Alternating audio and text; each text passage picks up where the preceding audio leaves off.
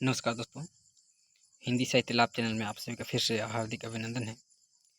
जैसे कि हम सभी को पता है, इस चैनल के माध्यम से हम UGC net, JRF, TGT, PGT और हरियाणा स्टेट प्रभावन जैसे विभिन्न परीक्षाओं को दृष्टि में रखते हुए अध्ययन करते हैं और उसी को आगे बढ़ाते हुए आज हम पढ़ने वाले हैं निबंध दिल्ली दरबार दर्पण, जो कि भारतेंदु हरिश्चंद्र द्वारा लिखित निबंध है और इसका प्रकाशन 1977 ईस्वी में होता है। दिल्ली दरबार दर्पण जो निबंध है, इसका मुख्य उद्देश्य जो 1877 ईस्वी में 1977 ईस्वी में जो घटना घटी थी, जो राजाएं दरबारी किए थे, शासन किए थे, उसका विचार इसमें विश्लेषण किया गया है। तो स्टार्ट करते हैं आज का मुख्य विषय। आज का विषय है दिल्ली दरबार दर्पण। इसके लेखक हैं भारतेंदु हरिश्चंद्र। कहते हैं, सब राजाओं की मुलाकातों का हालचाल अलग अलग लिखना आवश्यक नहीं, क्योंकि सबके साथ वही मामूली बातें हुई। सब बड़े बड़े शासन अधिकारी राजाओं को एक एक रेशमी झंडा, सोने का तमगा मिला। राजाओं को ध्यान रखिएगा, देखिए झंडे अत्यंत सुंदर थे। पीतल के चमकीले मोटे मोटे झंडों पर राजेश्वरी का एक एक मुकुट बना था। ठीक है, किसी का? पीतल का। और एक एक पट्टी लगी थी जिस पर झंडा पाने वाले राजा का नाम लिखा था और फरहरे पर डंडे से लटकता था। स्पष्ट रीति पर उनके शस्त्र आदि के चिन्ह बने हुए थे। झंडा और तमगा देने के साथ श्रीयुत वायसराय ने हर एक राजा से ये वाक्य कहे। क्या कहे? मैं श्रीमती महारानी की तरफ से यह झंडा खास आपके लिए देता हूँ, जो उनके हिंदुस्तान की राजेश्वरी की पदवी लेने का यादगार रहेगा। श्रीमती को भरोसा है कि जब कभी यह झंडा खुलेगा, आपको उसे देखते ही केवल इस बात का ध्यान न होगा कि इंग्लिस्तान के राज्य के साथ आपके खैरखा राजसी घराने का कैसा दृश्य संबंध है, वरन यह भी संसार की यह बड़ी भारी इच्छा है कि आप कुल प्रतापी प्रवादी अचल देखें। मतलब उस झंडा को जैसे खोलिएगा तो आपको कहीं ना कहीं राजकुमारी का ख्याल, राजेश्वरी का बात सामने आएगा। मैं श्रीमती महारानी हिंदुस्तान की राजेश्वरी की आज्ञा अनुसार आपको यह तमगा भी पहनता हूँ। ईश्वर करे आप इसे बहुत दिन तक पहने और आपके पीछे यह आपके कुल में बहुत दिन तक यह रहकर उस शुभ दिन को याद दिलावे जो इस पर छपा है। मतलब उस झंडा के माध्यम से वो कहीं ना कहीं अपने शासन को याद दिलाना चाहते हैं। शेष राजाओं को उनके पद के अनुसार सोने या चांदी के तगमे ही मिले। किलात खां को भी झंडा नहीं मिला। ध्यान रखेंगे, किसको नहीं मिला? किलात खां को। पर उन्हें एक हाथी जिस पर 4000 की लागत होता था, उसको झंडा नहीं मिला तो क्या मिला? एक हाथी मिला जिस पर 4000 की लागत का होता था। जड़ाव गहने, घड़ी, कारचौबी, कपड़े, कामखाब के थान वगैरह सब मिलाकर 25,000 की चीज़ें तोहफे में मिली, मतलब तोहफा में मिला। यह बात किसी दूसरे के लिए नहीं हुई थी। इसके सिवाय जो सरदार उनके साथ आए थे, उन्हें भी किश्तियों में लगा 10,000 रुपये की चीज़ें दी गई। प्रायः लोगों को इस बात का ध्यान, कहते हैं प्रायः लोगों को इस बात के जानने का उत्साह होगा कि खां रूप और वस्त्र कैसा था। मतलब उनको जो मिला किलात खां को, तो उसका रूप या वस्त्र कैसा है, उस चीज़ को देखने के लिए सभी क्या थे? आश्चर्य थे या फिर देखना चाहते थे। निस्संदेह जो कपड़ा खां पहने थे वह उनके साथियों से बहुत भिन्न था या बहुत अच्छा था। तो मैं भी उनके या उनके किसी साथी की शोभा उन मुगलों से बढ़कर ना थी जो बाजार में मेवा लिए घुमा करते हैं। हाँ, कुछ फ़र्क था, तो इतना था कि लंबी गाभिन दाढ़ी के कारण खां साहिब का चेहरा बड़ा भयानक था। इन्हें झंडा न मिलने के कारण यह समझना चाहिए कि यह बिल्कुल स्वतंत्र है। क्या है? स्वतंत्र है। इन्हें आने और जाने के समय श्रीयुत वायसरॉय गलीचे के किनारे तक पहुंचा गए थे, पर बैठने के लिए इन्हें भी वायसरॉय के चबूतरे के नीचे वहीं कुर्सी मिली थी जो और राजाओं को मिली थी। खां साहिब के मिजाज में रुखापन बहुत है। एक प्रतिष्ठित बंगाली इनके डेरे पर मुलाकात के लिए गए थे। खां ने पूछा, क्यों आए हो? बाबू साहब ने कहा, आपकी मुलाकात को। इस बार खां बोले कि अच्छा, आप हमको देख चुके हैं और हम आपको, अब जाइए, मतलब जो भेंट मुलाकात होना था अब हो गया, अब जाइए। बहुत से छोटे छोटे राजाओं की बोलचाल का ढंग भी जिस समय वे वायसरॉय ने से मिलने आए थे संक्षेप में साथ लिखने के योग्य हैं। कोई तो दूर ही से ही हाथ जोड़े आए और तो एक ऐसे थे कि जब एक अडिकांग के बदन झुकाकर इशारा करने पर भी उन्होंने सलाम ना किया तो एक डिगांग ने पीठ पकड़कर उन्हें धीरे से झुका दिया, मतलब सलाम करने के लिए। कोई बैठकर उठना जानते ही ना थे, यहाँ तक कि एडिकांग को उठो कहना पड़ता था। कोई झंडा, तगमा, सलामी और खिताब पाने पर भी एक शब्द धन्यवाद का नहीं बोल सके और कोई बेचारे इनमें से दो ही पदार्थ पाकर ऐसे प्रसन्न हुए कि श्रीयुत वायसरॉय पर अपनी जान और माल निछावर करने को तैयार थे।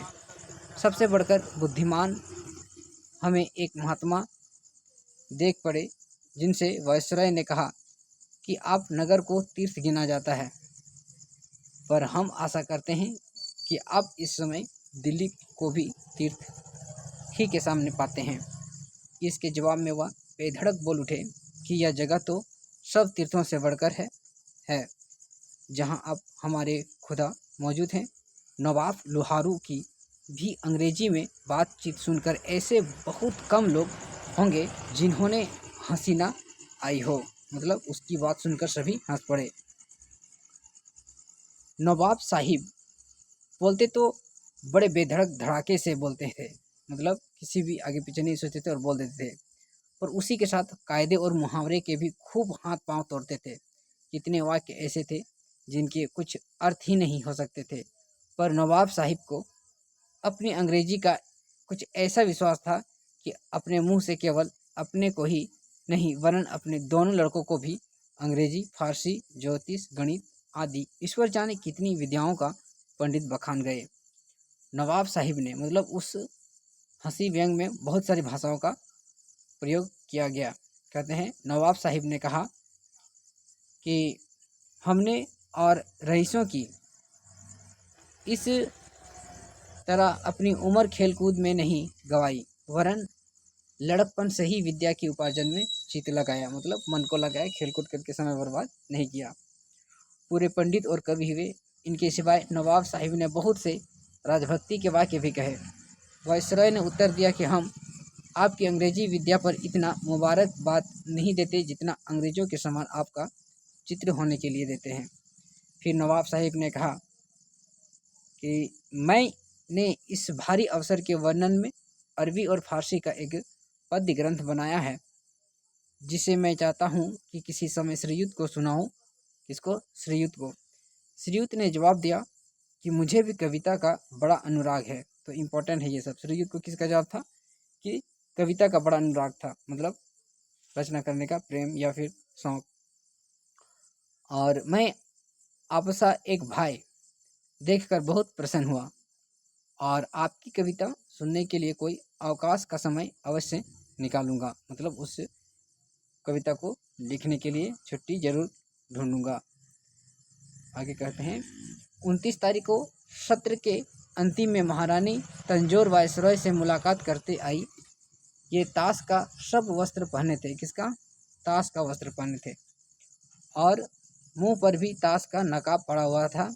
इसके सिवाय उन हाथ पांव दस्ताने और मोजे से ऐसे ढके थे कि सब के जी में उन्हें देखने को इच्छा रह गई। महारानी के हाथ में उनके पति राजा सखाराम साहिब और 2 लड़कों के सिवाय उनकी अनुवादक विशेष फर्क भी थी। फर्थ, क्या नाम था? फर्थ। उसकी अनुवादक जो थी वो फर्थ का नाम था। महारानी ने पहले आकर वायसरॉय से हाथ मिलाया और अपनी कुर्सी पर बैठ गई। श्रीयुत वायसराय ने उनके दिल्ली आने पर अपनी प्रसन्नता प्रकट की और पूछा कि आपको इतनी भारी यात्रा में अधिक कष्ट तो नहीं हुआ।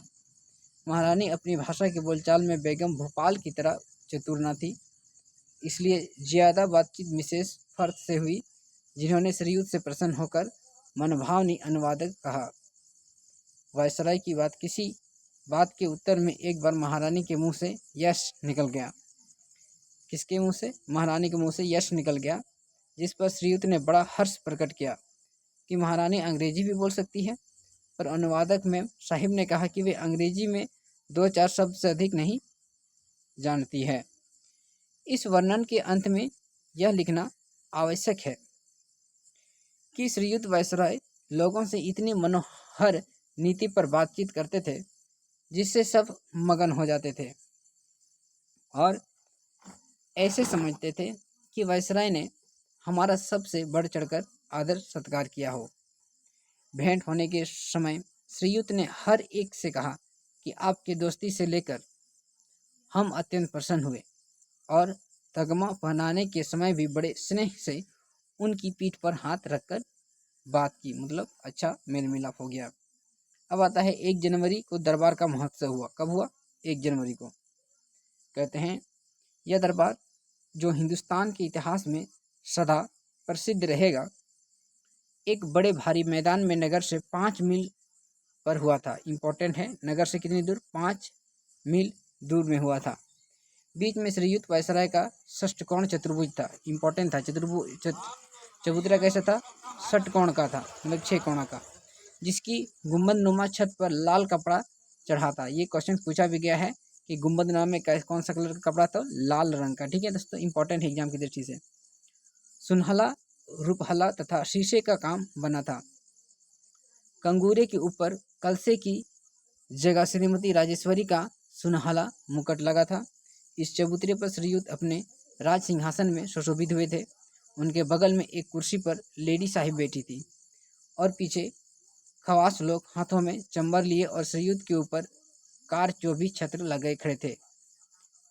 वायसराय के सिंहासन के दोनों तरफ 2 पेज, जिनमें एक श्रीयुत महाराजा जम्बू का अत्यंत सुंदर सबसे छोटा राजकुमार और दूसरा कर्नल वर्ण का पुत्र था, खड़े थे और उनके दाहिने बाएं और पीछे मुसाहिब और सेक्रेटरी लोग भी अपने अपने स्थानों पर खड़े थे।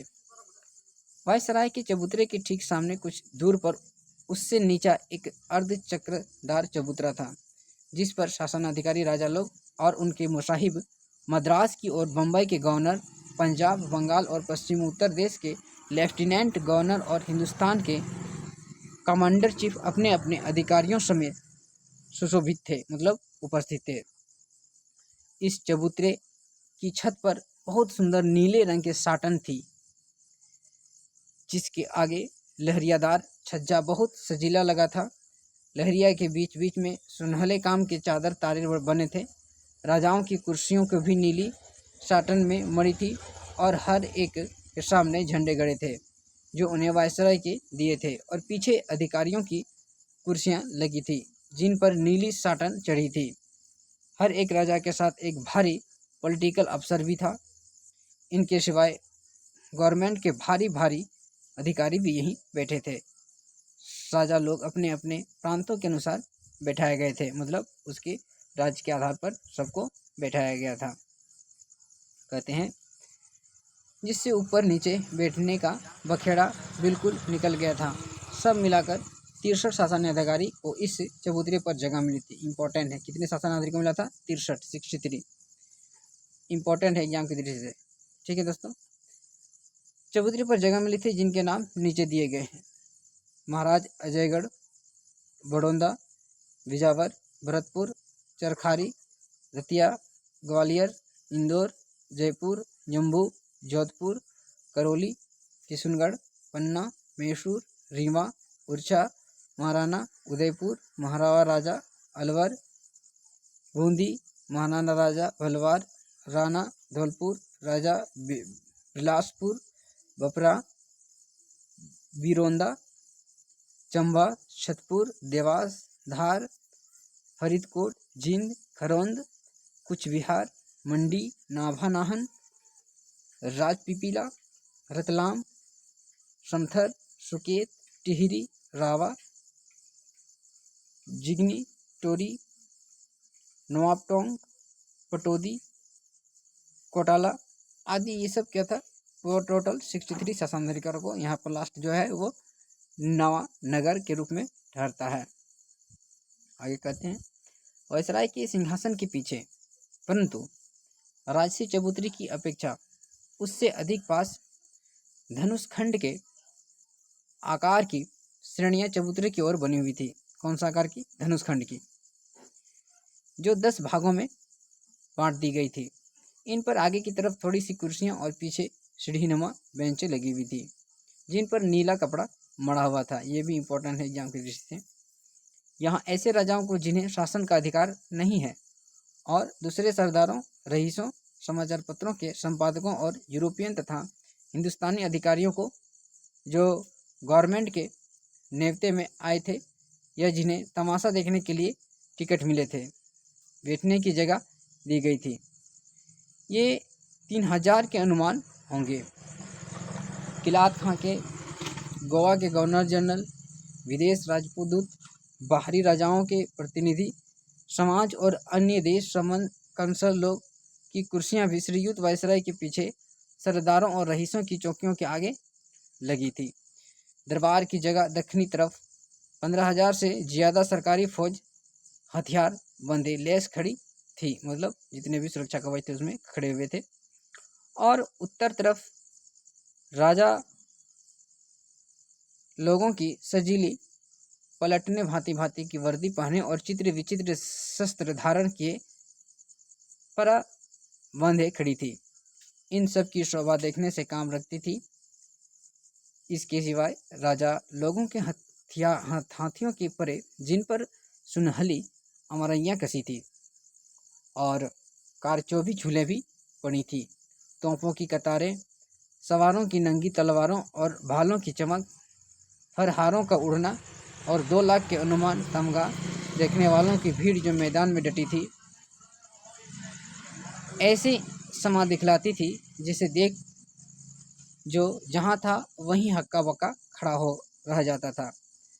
वायसराय के सिंहासन के दोनों तरफ हाईलैंडर लोगों का गार्ड ऑफ ऑनर और बाजे वाले थे उसके सुरक्षा के लिए, और शासनाधिकारी राजाओं के चबूतरे पर जाने के जो रास्ते बाहर की तरफ थे, उनके दोनों ओर से भी गार्ड ऑफ ऑनर खड़े थे, मतलब सम्मान देने के लिए। 11:15 बजे तक सब दरबारी लोग अपनी अपनी जगहों पर आ गए थे। ठीक 12 बजे श्रीयुत वायसराय की सवारी पहुंची और धनुष खंड आकार के चबूतरों की श्रेणियों के पास एक छोटे से खेमे के दरवाजे पर ठहरी। सवारी पहुंचते ही बिल्कुल फौज ने शास्त्रों से सलामी उतारी, पर तोपें नहीं छोड़ी गई। क्या नहीं छोड़ी गई? तोप नहीं छोड़ी गई। दोस्तों, जैसे ही जानते हैं कि अभी जो क्वेश्चन पूछने का जो पैटर्न है वो काफ़ी डीपली पीछे जा रही है, इसलिए हम लोग छोटी छोटी बारीकी तरीके से देखते हुए चलेंगे, जो कि हम छोड़ नहीं सकते हैं। इसलिए पूरी निबंध या कहानी को अभी पढ़ना काफ़ी अनिवार्य हो गया है। आगे कहते हैं, खेमे में श्रीयुत ने जाकर स्टार ऑफ इंडिया के परम प्रतिष्ठित पद के ग्राड मास्टर का वस्त्र धारण किया। यहाँ से श्रीयुत राजसी छत्र के तले अपने सिंहासन की ओर बढ़े। श्री लेडी लीटन श्रीयुत के साथ थी और दोनों दामन बरदार बालक, जिनका हाल ऊपर लिखा हुआ है, पीछे 2 तरफ से दामन उठाए हुए हैं। श्रीयुत के आगे आगे उनके स्टाफ के अधिकारी लोग थे। श्रीयुत के चलते ही बंदीजन हेरल्ड लोगों ने अपनी त्रिहियाँ एक शब्द मधुर रीति पर बजाई और फौजी के बाजे ग्राउंड मार्च बजने लगा, मतलब जो बाजा बजाने का स्वागत के लिए रखा गया था वो बजाना शुरू हो जाता है। जब श्रीयुत राज सिंहासन वाले मनोहर चबूतरे पर चढ़ने लगे तो ग्रांड मार्च के बाजा बंद हो गया और नेशनल एंथम गॉड सेव दी क्वीन, ईश्वर महारानी को चिरंजीवी रखे का बाजा बजने लगा और गॉड्स ऑफ ऑनर से प्रतिष्ठित के लिए अपने शस्त्र झुका दिए। ज्यों ही श्रीयुत राज सिंहासन पर सुशोभित हुए, बाजे बंदे बंद हो गए और सब राजा महाराजा जो वायसराय के आने के समय खड़े हो गए थे वे बैठ गए। इसी के पीछे श्रीयुत ने मुख्य बंदी चीफ हेरल्ड को आज्ञा दी कि श्रीमती महारानी के राजेश्वरी की पदवी लेने के विषय में अंग्रेजी में राजा ज्ञापत्र को पढ़ो।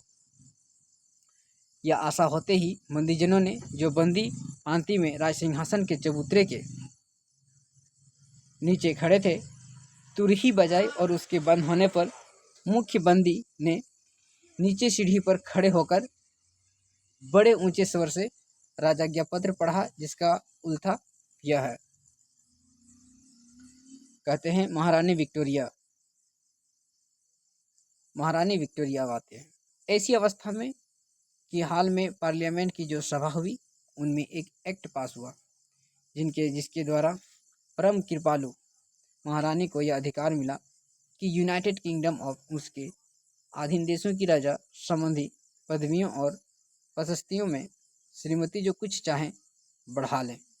और इस एक्ट में यह भी वर्णन है कि ग्रेट ब्रिटेन ऑफ आयरलैंड ने के एक मिल जाने के लिए जो नियम बने थे उनके अनुसार भी यह अधिकार मिला था कि यूनाइटेड किंगडम और उनके अधीन देशों की राज संबंधी पदवी और प्रशस्ति इस संयोग के पीछे वही होगी जो श्रीमती ऐसे राजा ज्ञापत्र के द्वारा प्रकाश करेंगी, जिस पर राज की मुहर छपी रहे।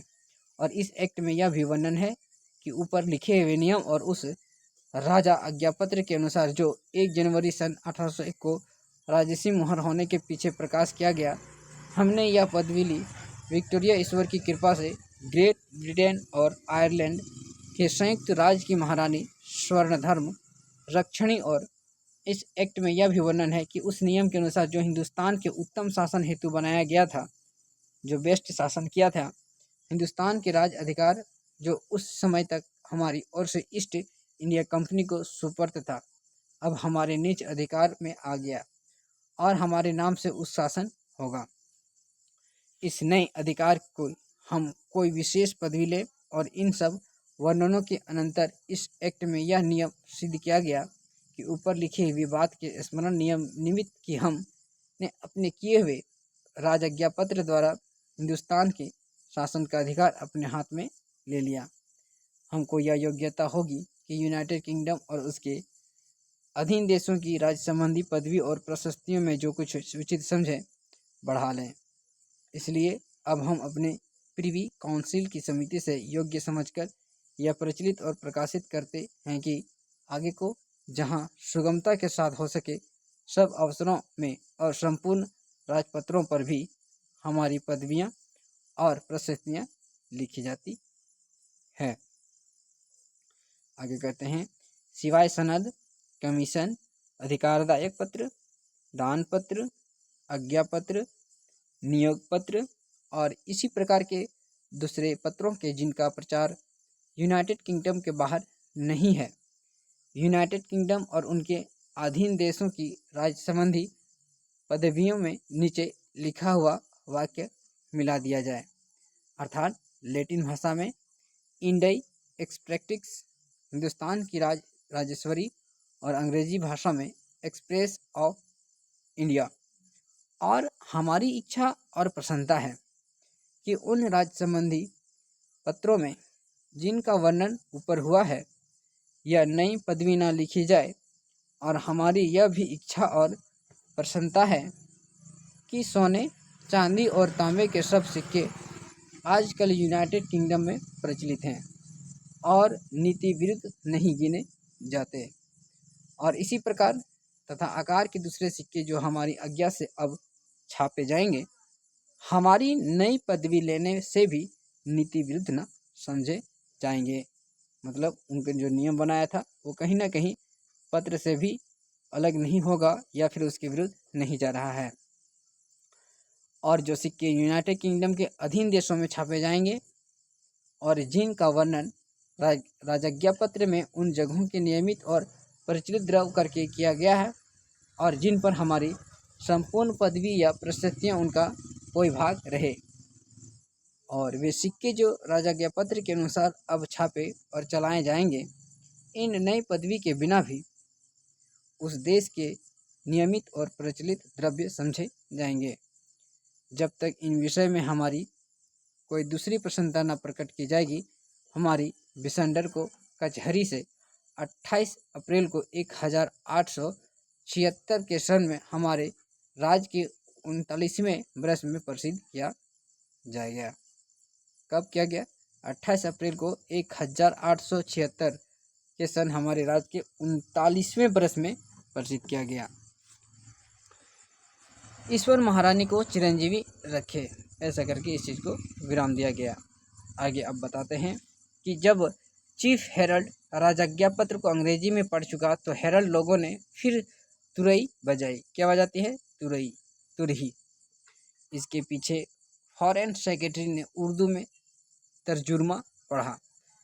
इसके समाप्त होते ही बादशाही झंडा खड़ा किया गया और तोपखाने से जो दरबार के मैदान में मौजूद था 101 तोपों की सलामी दी गई। कितनी? 101 तोपों की। 34 सलामी होने के बाद कितनी? 34 सलामी दी गई। बंदूकों की बाढ़ें दगी और जब 101 सलामी तोपों से हो चुकी थी तब फिर बाढ़ छूटी और नेशनल एंथेम का बाजा बजने लगा, मतलब गाना बजने लगा।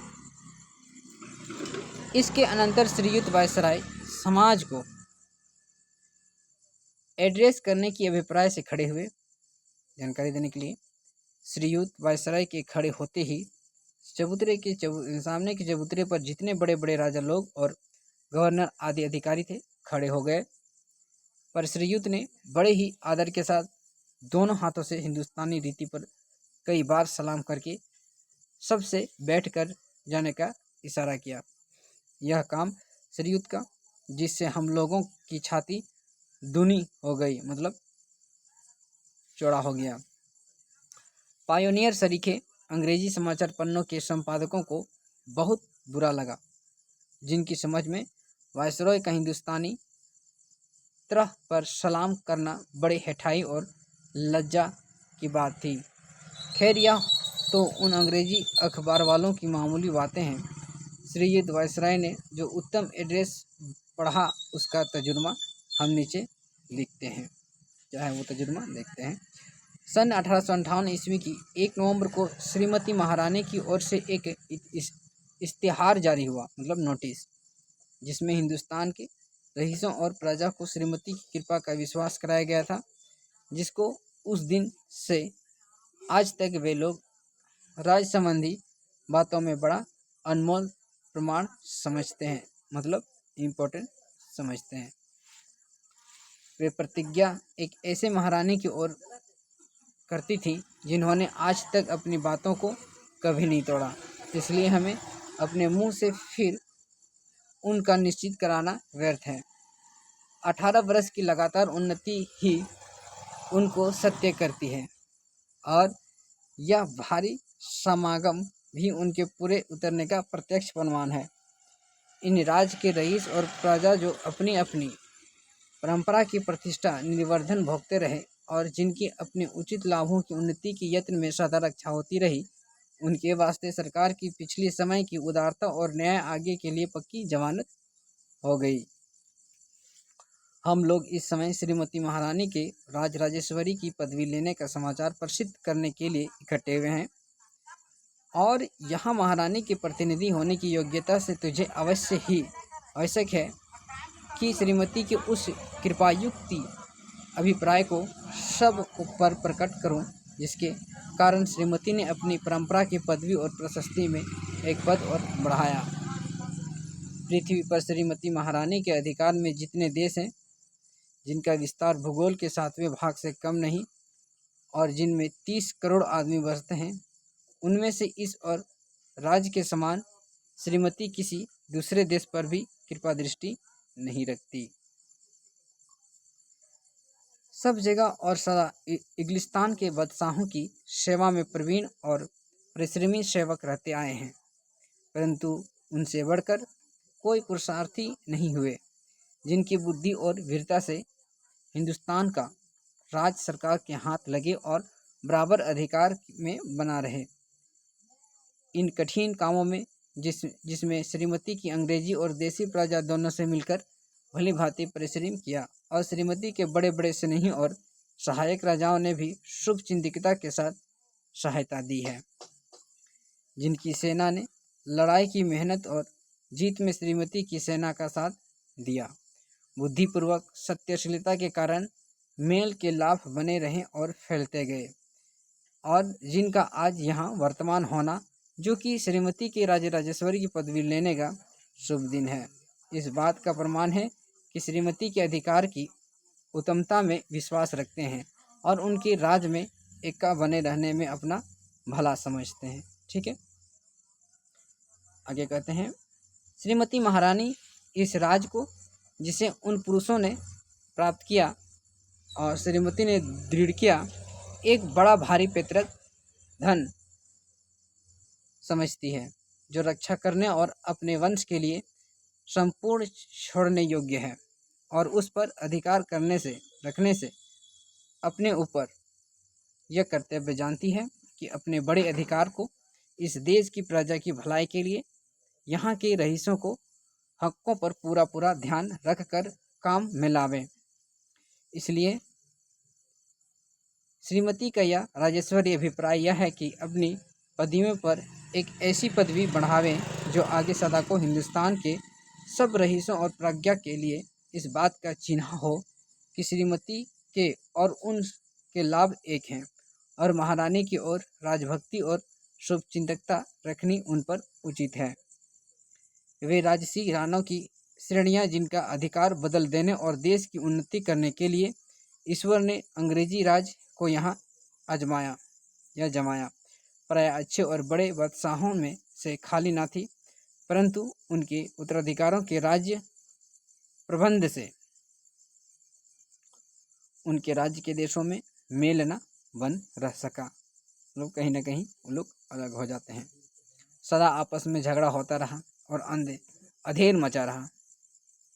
निबल लोग बली लोगों के शिकार थे, और बलवान अपने मद के इस प्रकार आपस की काट मार और भीतरी झगड़ों के कारण जब हिल कर और निर्जीव होकर तैमूरलंग पर भारी घराना अंत को मिट्टी में मिल गया, और उसके नाश होने का कारण यह था कि उसके पश्चिम के देशों की कुछ उन्नति ना हो सकी। आजकल ऐसी राजनीति के कारण जिससे सब जाति और सर्व धर्म के लोगों की समान रक्षा होती है, श्रीमती की हर एक प्रजा अपना समय निवर्धन सुख से काट सकती है। सरकार के समभाव के कारण हर आदमी बिना किसी रोक टोक के अपने धर्म के नियमों और रीति को बरत सकता है। राजराजेश्वरी का अधिकार लेने से श्रीमती का अभिप्राय किसी को मिटाने या दबाने का नहीं है, वरन रक्षा करने और अच्छी तरह राह बतलाने का है। सारे देश की शीघ्रता, उन्नति और उसके सब प्रांतों की दिन वृद्धि होने से अंग्रेजी राज्य के सफल जगह प्रत्याशी देख पड़ते हैं। हे अंग्रेजी राज्य के कार्यकर्ता और सच्चे अधिकारी लोग, वह आप ही लोगों के लगातार परिश्रम का गुण है कि ऐसे ऐसे फल प्राप्ति हैं, और सबके पहले आप ही लोगों पर मैं इस समय श्रीमती की ओर से उनकी कृतज्ञता और विश्वास को प्रकट करता हूँ। आप लोगों ने इस भारी राज्य की भलाई के लिए उन प्रतिष्ठित लोगों से जो आपके पहले इन कामों पर नियत थे किसी प्रकार कम कष्ट नहीं उठाया, और आप लोग बराबर ऐसे साहस, परिश्रम और सच्चाई के साथ अपने तन मन को अर्पण करके काम करते रहे, जिससे बढ़कर कोई दृष्टांत इतिहासकारों में ना मिलेगा। कृति के द्वार सब के लिए नहीं खुले हैं, परंतु भलाई करने का अवसर सब किसी को जो कि उनकी खोज रखता हो मिल सकता है। यह बात प्रायः कोई गवर्नमेंट नहीं कर सकती कि अपने नौकरों के पदों को जल्द जल्द बढ़ाती जाए, परंतु मुझे विश्वास है कि अंग्रेजी सरकार की नौकरी में कर्तव्य का ध्यान और स्वामी की सेवा में तन मन को अर्पण कर देना, ये दोनों बातें निज प्रतिष्ठा और लाभ की अपेक्षा सदा बढ़ चढ़कर समझाई जाएगी। यह बात सदा से होती आई है और होती रहेगी कि इस देश के प्रबंध के बहुत से भारी भारी और लाभदायक काम प्रायः बड़े बड़े प्रतिष्ठित और अधिकारियों ने नहीं किए हैं, वरन जिले के उन अफसरों ने जिनकी धैर्यपूर्वक चतुराई और साहस पर संपूर्ण प्रबंध का अच्छा उतरना सब प्रकार का अधीन है। श्रीमती की ओर से राजकाज संबंधी और सेना संबंधी अधिकारियों के विषय में जितनी गुणग्राहता और प्रशंसा प्रकट करूं थोड़ी है। क्या है?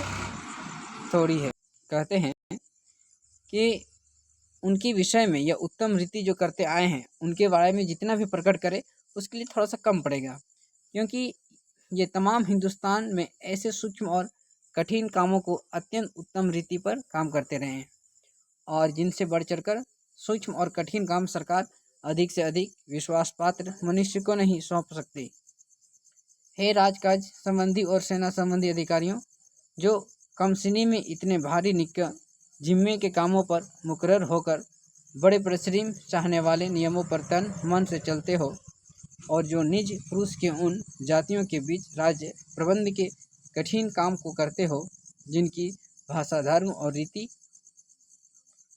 आप लोगों से भिन्न है, मैं ईश्वर से प्रार्थना करता हूँ कि अपने कठिन कामों को दृढ़ परंतु कोमल रीति पर करने के समय आपको इस बात का भरोसा रहे कि जिस समय आप लोग अपने जाति की बड़ी कृति को थामे हुए हैं और अपने धर्म के दयाशील आज्ञाओं को मानते हैं, उसी के साथ आप इस देश के सब जाति और धर्म के लोगों पर उत्तम प्रबंध के अनमोल लाभों को फैलाते हैं।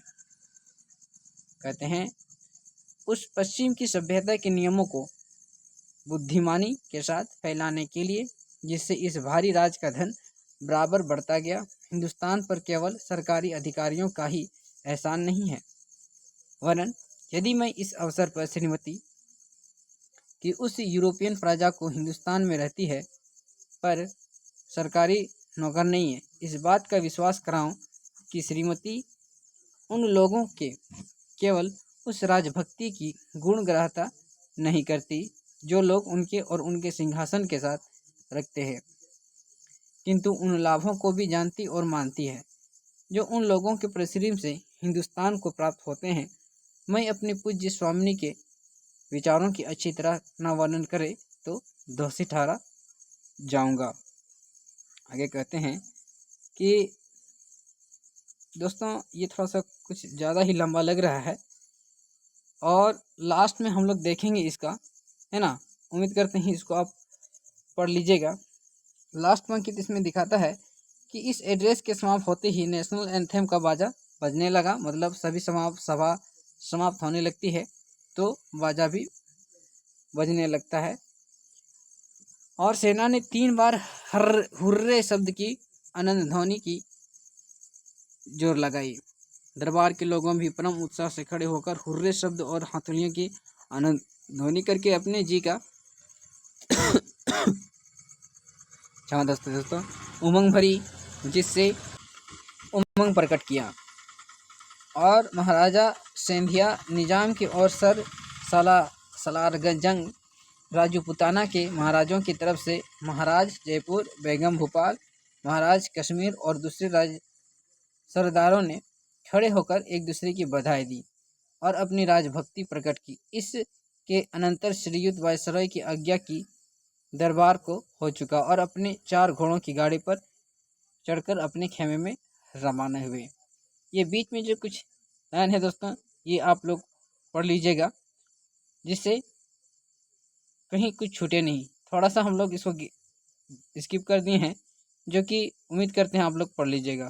तो दोस्तों मिलेंगे जल्द ही एक नई वीडियो के साथ और अगर आप इस चैनल पर नहीं हैं तो प्लीज़ लाइक कमेंट सब्सक्राइब जरूर कर दें ताकि और भी ऐसी वीडियो आप सभी के बीच में लाते रहें। मिलेंगे जल्द ही, तब तक के लिए धन्यवाद।